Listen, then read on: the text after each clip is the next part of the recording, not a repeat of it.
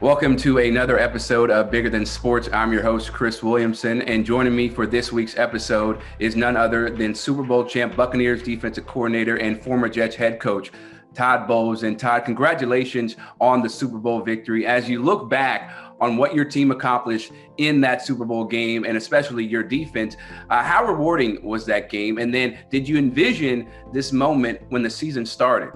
You don't envision it, but that's the ultimate goal you try to work towards. The guys put a lot of hard work in, especially this strange year that's happened to all of us. And, once you get there, and it doesn't hit you until you see the zeros go up on the clock and you see the smiles on those guys' faces, and that makes it all worth it for me. Let's go back to your childhood. What was it like growing up in Elizabeth, New Jersey as a kid? I mean, we grew up part Pioneer Homes, New Jersey. We lived in the projects. It was four of us at the time, my two brothers and my sister. I'm the youngest, and my mother, we didn't have a lot of money, but my mother made sure we were taken care of, and we played a lot of street ball sports and a lot of sports, and I was lucky enough to go to high school and end up getting a scholarship to Temple. It kind of worked out there. Growing up in the streets in the projects, what was the first time you experienced racism? It happened at an early age for me. I mean, it happened probably throughout my life, but really the first time I can remember, somewhere between I was 7 and 9 years old, I experienced a bunch of it. Kind of put me aware of the world and the surroundings around me. And was there a moment or an experience that kind of stood out to you that you vividly remember, or do they all kind of blend in together? No, there was a moment that stood out at one point. You play football at the field, and we had to walk through this one neighborhood, and we got chased by a bunch of guys, and me being the youngest and the slowest, I probably was the one caught, and I was about to get hit and beaten with chains, and some girl came up and stopped them, and I kind of knew right then and there exactly where I was in this world. And those were white people that were chasing you? At the time, yes. Yeah, okay, jeez. Moving on to your professional career, you would get to the NFL in 1986 as an undrafted rookie. And in your second season, you're starting for the Washington football team in the Super Bowl.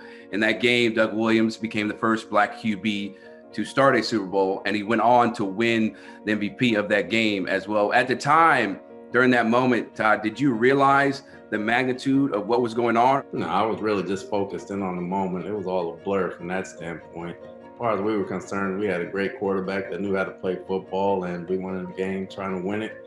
And Doug had a heck of a second quarter. He played a heck of a ball game, and that was really how we took it at the time. Later, though, when you were able to reflect, what stood out to you, or what did you feel when you're able to step back and really digest everything historically? Well, you really just start digesting things as you get a lot older. You couldn't even digest it 5 years after the fact. You look back at all the highlights and the games when they show now on some TV shows and show old Super Bowl shows, you realize the gravity of what he had accomplished being that type of quarterback. But for us, being African American, he was just a damn good quarterback. And we never really looked at it that way. But it opened some doors for a lot of other quarterbacks that are coming through and open some doors that way. But I look at Doug as a great friend and a great quarterback, not just an African-American quarterback. In 2000, you became the Jets secondary coach, and that would begin a 15-year journey to becoming an NFL head coach. The last few years were spent interviewing for various head coaching positions and you getting passed over. How frustrating was that time when you believed that you were ready, for a head coaching position? It's not frustrating. You never believe you're ready for something. Somebody has to give you an opportunity and you have to earn it. There's only 32 of them, and there's a million coaches. If you look at high school, college, and pro, whether you're African American or whatever race it may be, there's only 32 jobs. So as good as you may be on any given year, that does not guarantee you a head job. And then even if you get the interviews, what you're looking for and what they're looking for may not be the same. So a lot of things have to go right for you to get one of those type of jobs. If you're fortunate enough to get one, that's outstanding. If not, you keep coaching football. I think the best coaches are the ones that just coach football for the love of the game. And as you get recognized or elevated, that does not change. So I just try to be the best football coach I could be. And I was fortunate enough to get a headshot. And if I'm ever fortunate enough to get one again, you bring more experience and everything to that picture when you get to it.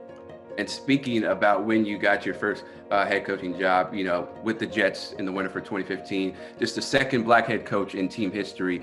Your tenure would last 4 seasons. Did you believe that you were held to a higher standard as a Black coach, or do you feel like you were treated equally, compared to your white counterparts? I felt that I was held to a higher standard as a head coach. It didn't matter what color I was. When you become a head coach, you're always held to a higher standard. So I think that should be put to bed right there. As a head coach, you're held to a higher standard off the field and on the field, and as a leader. And when things go great, you get a pat on the back. When things don't, you get blamed for it. And you have to understand that going in as a head coach, especially in a place like New York City, it just didn't work out. Yeah. And so after that, you're able to revitalize, your coaching career, if you will, with the Bucks. Bruce Arians decides to bring you along to the staff. What made you, want to work with him once again? Well, not just Bruce. Me and Bruce have been together. Other than him coaching me in college, we were together in Cleveland as well, and we were together in Arizona. So we've been together quite a few times. And I knew what Bruce was about. He knew what I was about. And there's a big trust factor in there. Once you get let go from a job, you want to go somewhere where you feel comfortable. And also the coaches he was bringing in, and allowed me to bring a few guys from the Jets. So I had a bunch of guys that I had familiarity with at that time. So it was very easy for me to make that decision. And speaking about the Tampa Bay coaching staff, they're the first team in NFL history to reach a Super Bowl with minority coordinators of all 3 phases of the game. In addition, there are multiple women on the staff as well. Why do you think Coach Arians is so committed to diversity when it comes to gender and race?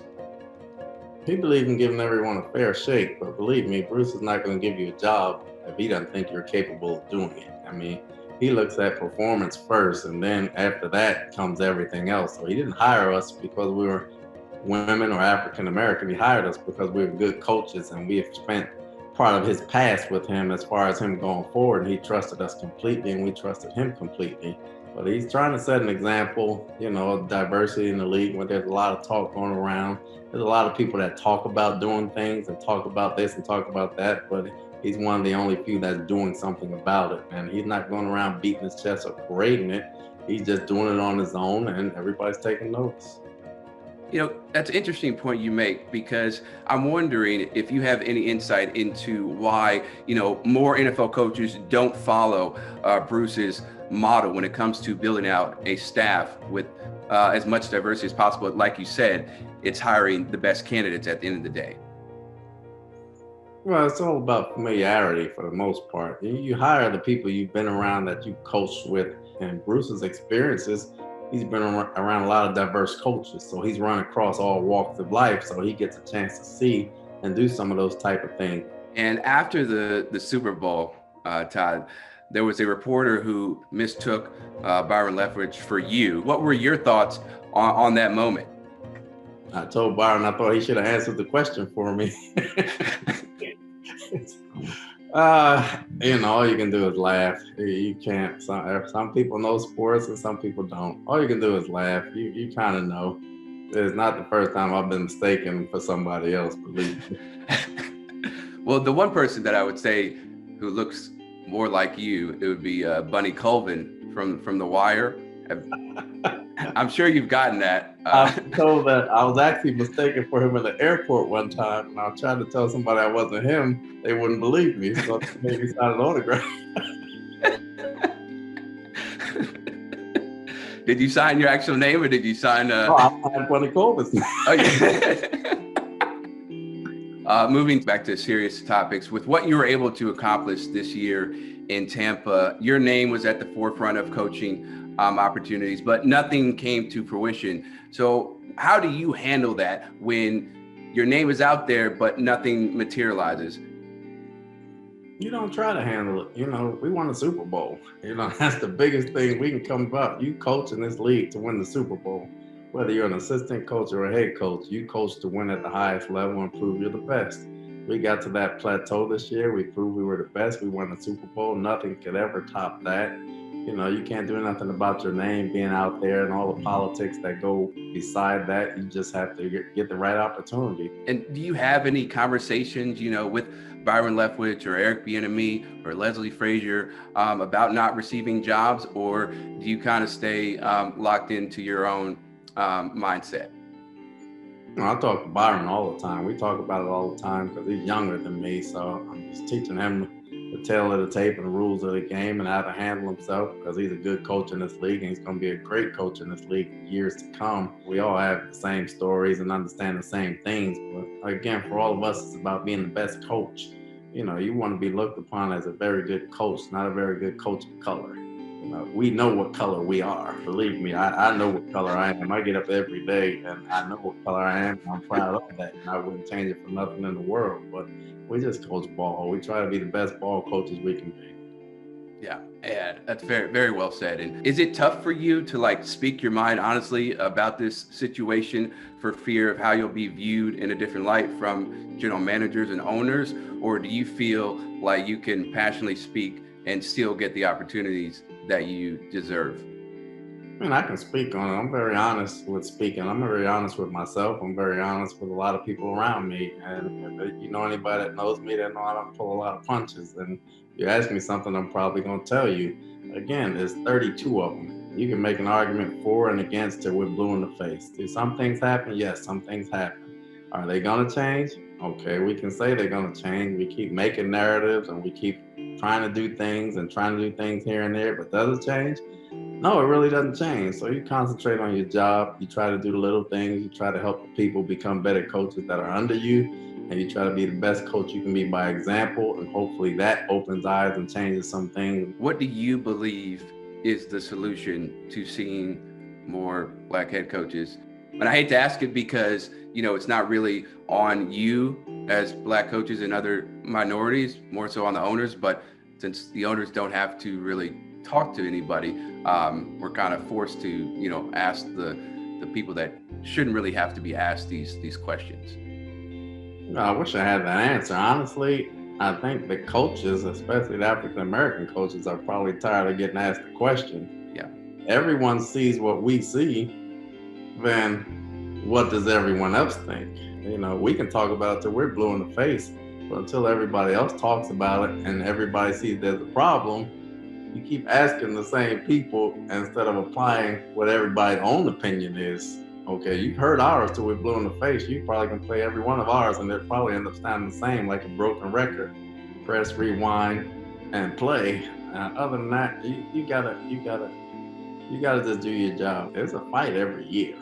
There's a fight every year. So you got to find your place and be the best that you can be. And if someone takes notice of that and you can advance your game to the next level as a coach, then you do that. If not, you be the best coach you can be and you try to help others get better.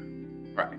No, I totally stand with you on that standpoint. With everything that has happened in the last few years, beginning with Colin Kaepernick kneeling during the national anthem for police brutality, to this year with the league posting the racism signs in the end zone and Roger Goodell posting a video that the NFL was wrong about Kaepernick. How do you think the league has handled the racial and social injustice movements that we saw play out in 2020?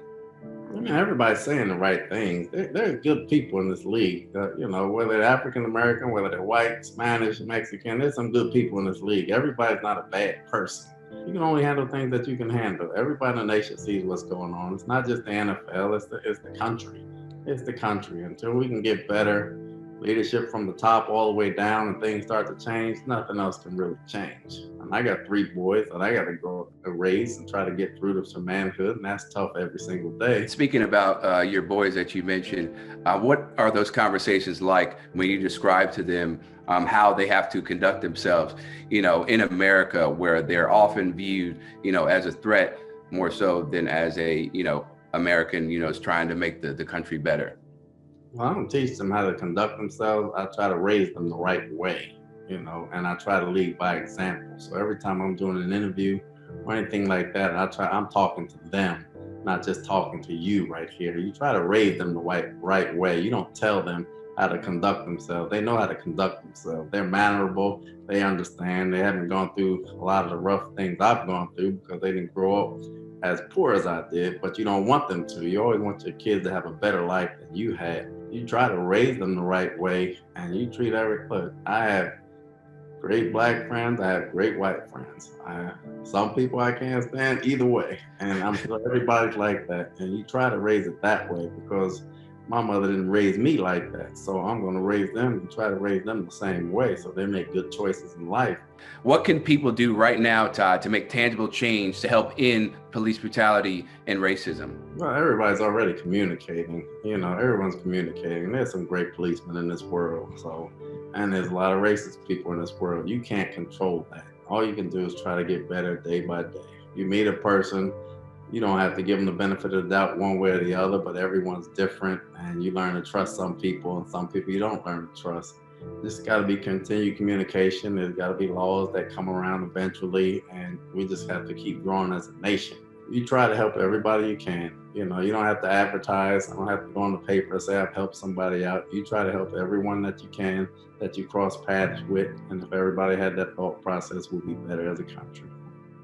Very well said. Buccaneers defensive coordinator and Super Bowl champ Todd Bowles, thank you so much for joining us on this week's episode. We wish you nothing but success, and we can't wait to see what your next chapter will be like going forward.